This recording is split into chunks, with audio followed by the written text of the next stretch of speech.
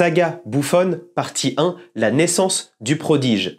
27 saisons comme professionnel, absolument dans tous les FIFA, le jeu vidéo, et surtout une retraite à 45 ans dans son club formateur Parme en 2023, après avoir commencé en 95.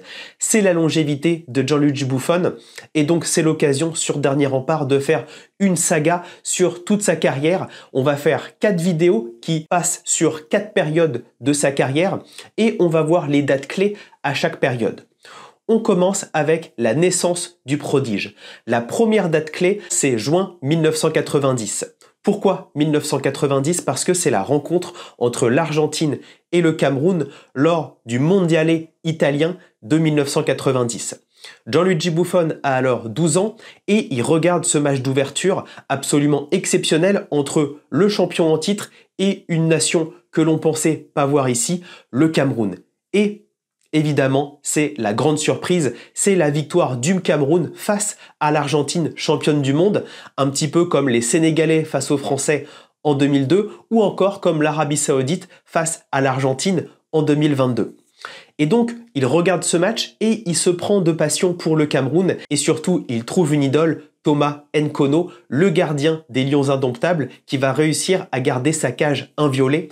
Ce sera tellement une idole pour lui qu'il va devenir gardien, lui qui était milieu de terrain au départ, donc il décide d'aller dans le but et surtout, il donna le nom de Thomas à son premier enfant en référence à Thomas Nkono. La deuxième date, c'est bien évidemment novembre 95, les débuts de Gianluigi Buffon en Serie A.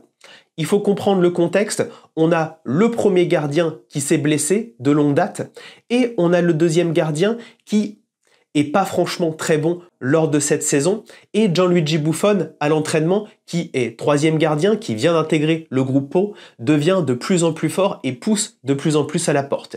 Et donc l'entraîneur de Parme décide de titulariser Gianluigi Buffon face au Milan AC. Bien évidemment, c'est l'armada de stars que va rencontrer Gianluigi Buffon.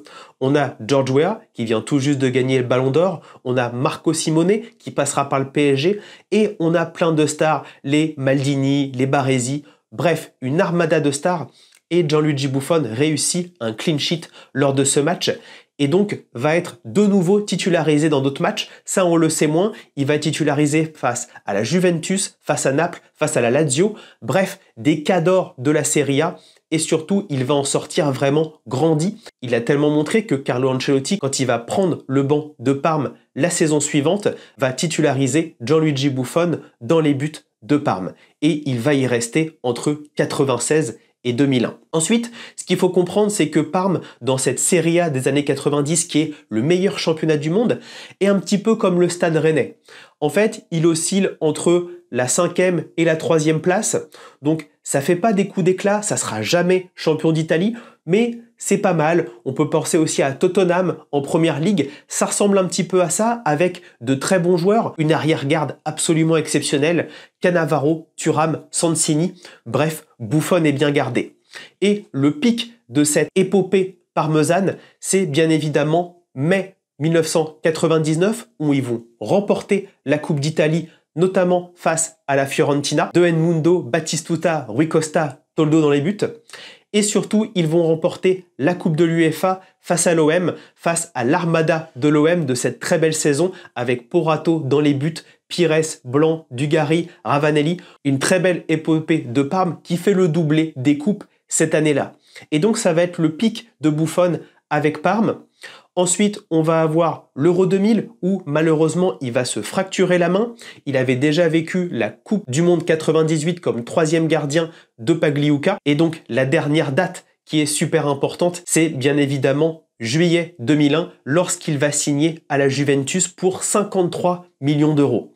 En effet, Gianluigi Buffon vient pour remplacer Van der Sar qui avait également été acheté à prix d'or mais qui n'a pas convaincu les dirigeants de la Juventus. Et là, les dirigeants de la Juventus cassent leur tirelire encore une fois et Buffon devient le gardien le plus cher de l'histoire du foot avec ses 53 millions d'euros, mais on se souvient qu'il y avait également le transfert de Zinedine Zidane pour 75 millions d'euros du côté du Real Madrid, donc les dirigeants de la Juventus font une balance entre le meilleur gardien du monde et le meilleur joueur du monde qui a été vendu au Real Madrid.